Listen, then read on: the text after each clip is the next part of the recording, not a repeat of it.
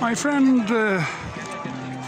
Yoki Bob is into the bit of architecture, and this in the old days was the entrance to the palace. I don't know now, Palacio Real de Madrid, and the Palace of the King, El Rey. And as you can see, it's a monstrosity to equal all monstrosities. There's a great history about it, and I'm not going to tell you. Look it up.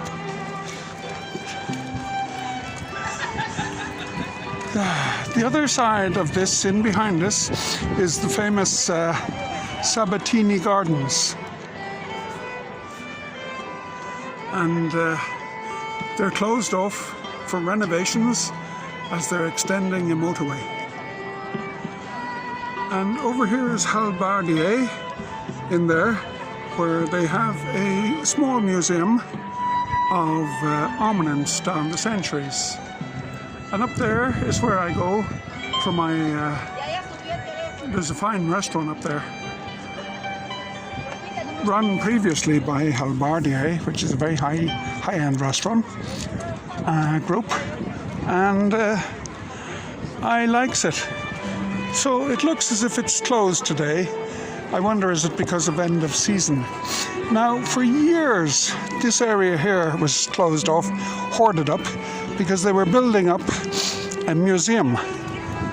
This is the Cathedral. It only really finished in the last century. 1926, somebody told me. And what's very nice, what's fantastic is all the poor people gave their pesetas to pay for it, like they did in Ireland and everywhere else. But I feel the church here has lost its way, because on the promontory, the height that has the palace and the cathedral, the two powers of state, the government put in a museum in front of the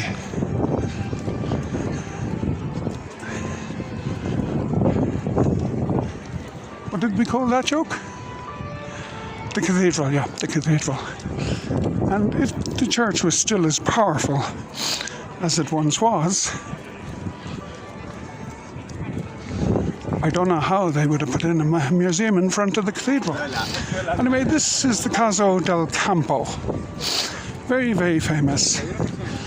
And before I was in the Palace Gardens, but when I passed the other day, the Palace Gardens were closed. There's an air car, what do you call those jokes? A sky car travels over to the Casa del Campo.